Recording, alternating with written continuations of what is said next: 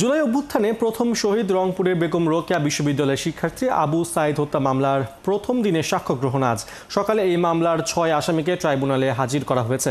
আন্তর্জাতিক অপরাধ ট্রাইব্যুনাল 2-এ এই সাক্ষ্য নেওয়া হবে। আজ আবু সাইদের বাবা মকবুল হোসেনের সাক্ষ্য দেওয়ার কথা রয়েছে। এর আগে বুধবার এই মামলায় গ্রেপ্তার 6 আসামির উপস্থিতিতে সূচনা বক্তব্য উপস্থাপন করেন চিফ প্রসিকিউটর তাজুল ইসলাম। সূচনা বক্তব্যে তিনি জুলাই অভ্যুত্থানের প্রেক্ষাপট, আবু সাইদকে গুলি করে হত্যা, আসামিদের বিরুদ্ধে অভিযোগ উপস্থাপন সহ 24 জন পলাতক আসামির অনুপস্থিতিতে বিচারের পক্ষে যুক্তি তুলে ধরে বিচারের আর্জি জানান। সাবেক ভিসি মাকসুদ কামালের সঙ্গে শেখ হাসিনার কথোপকথনও এই মামলায় তুলে ধরা হয়েছে। এছাড়া আবু সাইদকে গুলি করার ভিডিও এবং ঘটনার মুহূর্তের সিসিটিভির ফুটেজও ট্রাইব্যুনালে প্রদর্শন করা হয়।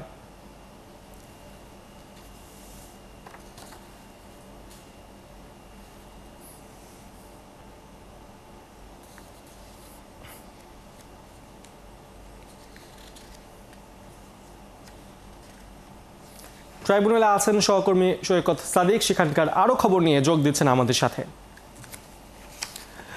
সৈকত, প্রথম দিনে আজ কতজন সাক্ষ্য দেবেন? এই মামলায় মোট কয়জনের সাক্ষ্য নেওয়া হবে? আর শেষ আরেকটি প্রশ্ন রয়েছে, আজকে ট্রাইব্যুনালে আর কোন মামলার কার্যক্রম আছে?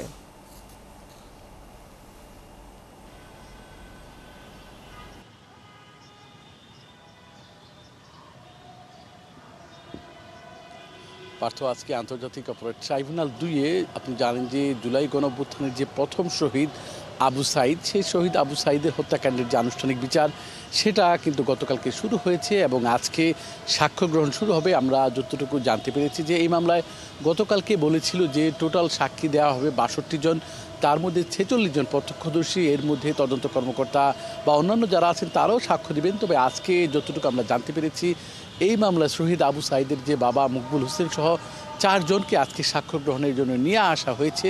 বেলা 11টার দিকে শুরু হবে এই সাক্ষ্য গ্রহণ। বিচারপতি নজরুল ইসলাম চৌধুরীর নেতৃত্বাধীন ট্রাইব্যুনাল 2-এ কিন্তু এই বিচার কাজ শুরু হবে। এর আগে এই মামলাটি ছিল প্রথমে আন্তর্জাতিক অপরাধ ট্রাইব্যুনাল 1-এই কিন্তু এই মামলার কার্যক্রম শুরু হয়েছিল। পরে সেই মামলাটি এখান থেকে নিয়ে যাওয়া হয় ট্রাইব্যুনাল 2-এ। এই মামলায় টোটাল আসামি আছেন 30 জন। বেগম রোকেয়া বিশ্ববিদ্যালয়ের তৎকালীন যে ভিসি ছিলেন হাসিবুর রশিদ বাচ্চু এবং রংপুর মেট্রোপলিটন পুলিশের যে সাবেক কমিশনার, সহকারী কমিশনার সহ আইন শৃঙ্খলা বাহিনীর যারা পুলিশ সদস্য 16 জুলাই যেদিন আবু সাইদকে গুলি করা হয় সেই সময় যারা ওইখানে দায়িত্বে ছিলেন, সরাসরি যারা গুলি চালিয়েছিলেন এবং বেগম রোকেয়া বিশ্ববিদ্যালয়ের যে রেজিস্ট্রার, সহকারী প্রক্টর সহ অন্যান্য যারা ইন্ধন জুগিয়েছিলেন সবাইকে এই মামলা আসামি করা হয়েছে এবং এই মামলায় গ্রেপ্তার আছে যে 6 জন আসামি তাদেরকে ইতিমধ্যে কিন্তু ট্রাইব্যুনালে নিয়ে আসা হয়েছে এবং তাদের যে ট্রাইব্যুনালের যে হাজতখানা সেখানে রাখা হয়েছে।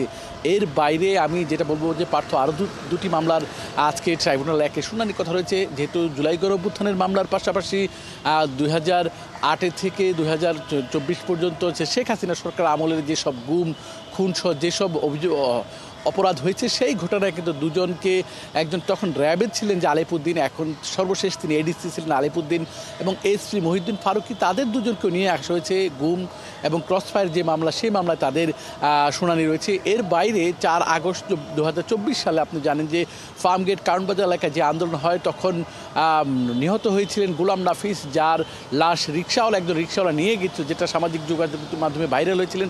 সেই হত্যাকাণ্ডের ঘটনাও কিন্তু আজকে যে মামলাটি হয়েছে সেই মামলার একজন আসামি রমনা জোনের এডিসি সচিন মৌলিক, তাকেও নিয়ে আসা হয়েছে। সেই মামলারও হয়তো আজকে একটু শুনানি রয়েছে। সব মিলে পার্থ এখন পর্যন্ত বলা চলছে যে ট্রাইব্যুনালে আবু সাইদের যে গুরুত্বপূর্ণ মামলাটি আনুষ্ঠানিক বিচার কাজ শুরু, এর পাশাপাশি আরও 2-3টি মামলার তদন্ত শুরু হবে।